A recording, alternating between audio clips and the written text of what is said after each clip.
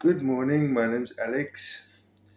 This is Real Talk, my channel where we talk about anything and everything cars, porn, pee bottles, pretty women in panties, porn, the fact that sex is a mind thing, which is what we're going to probably be focusing on. But in today's video, um, but as people may or may not know from the time when the channel was called Uncomfortable Conversations, I do some research via YouTube because of my dyslexia, and I do some audio files via Google Lens. I would recommend that if you have a reading problem like mine, where you can't take in large chunks of information quick enough, take a photo of the text that you're reading and share it to Google Images, click translate, English to English, and there you go, it will read it for you. You can also then copy the text from that particular document into a Word document if you need to do in-text referencing, if you're studying, if you need to write a quick letter to the doctor, whatever. Quick letter to the doctor. Okay. And as outset to this video, I would like to state, because the topic that I'm going to get into, I am I am not pro violence against women. I'm not pro kiddie porn. I'm not pro bestiality. All of those things I'm not. I am for positive touching, positive sexual attitude, no body shaming, all of those things. I'm all about that. But this morning I woke up with a thought, and I could script it while I was in the shower, about sex and porn, and why somebody might be pro porn. And the truth is, because of the misconception around disability, we often are overlooked as sexual beings. So a guy is not going to necessarily see his best friend take a pee, and then they're gonna laugh about it. Come, do you wanna watch me pee? Do you wanna wipe my cook? Do you wanna see me wipe my cook? For those of you watching outside of the country of South Africa, cook is just another word for pussy, vagina kind of thing. But cook is a South African euphemism for vagina. And also, um, you might be able to keep your best friend company in the bathroom while she's taking a bath and be completely hetero and fine.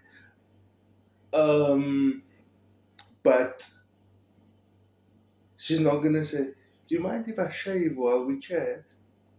It's good. It's okay. I know you need to look. For some guys, if you have experience in wiping a vagina, if you have experience watch your best friend pee, if you have experience watch your girlfriend pee, if you have experience watching your girlfriend shave, if you have experience watching your best friend shave, lucky you, lucky us, ne? If you have been masturbated by your friend, if you, if you, all of those ifs, if you've experienced, kudos. Put a line up in the comments and say, how did it happen? What's the correct lexicon that the rest of us fellows need to use, so that we can experience those things? And yes, I'm a grown man. I'm about 38, gonna be 39 shortly.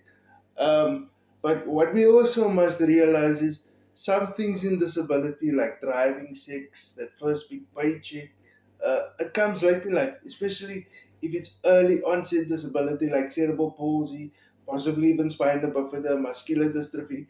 It comes late on. So if you're experiencing it now in your late 20s, early 30s, good on you. If you finally got that buddy to give you a flip in his adapted car, good on you. I remember my first flip was probably one of the best moments in my life, and it happened at the parking lot in the office when I was a volunteer at this company.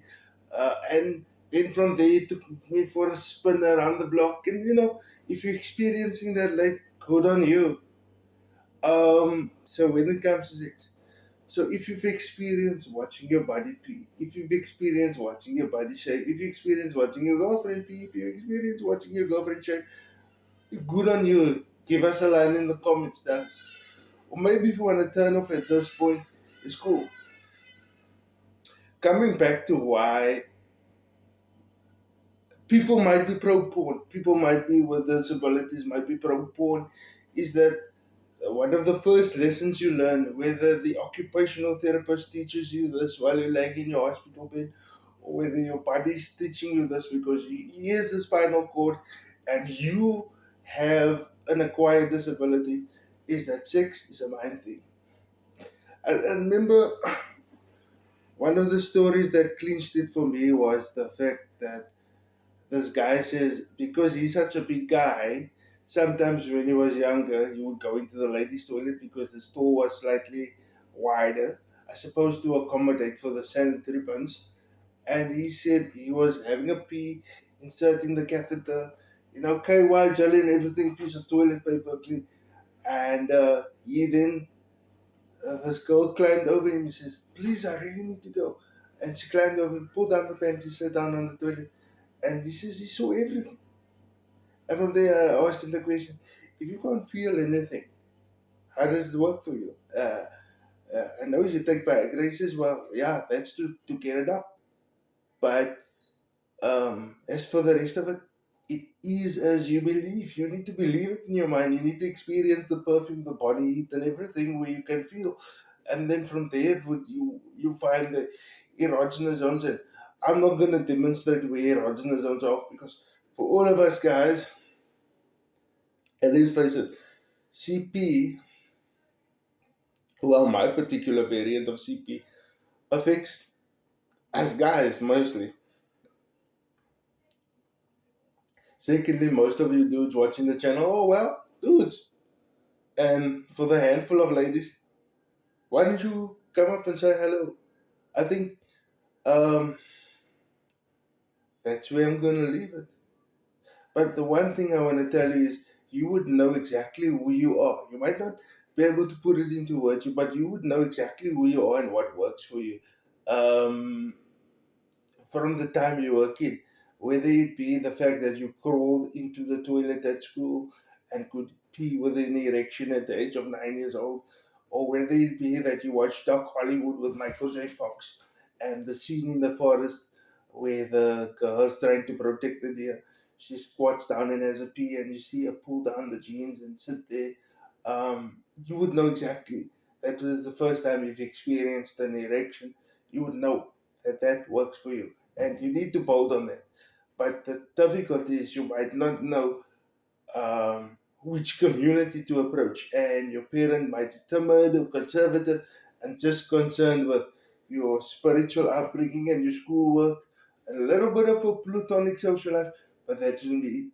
So you need to be able to find the lexicon, find the magic words to get what you need.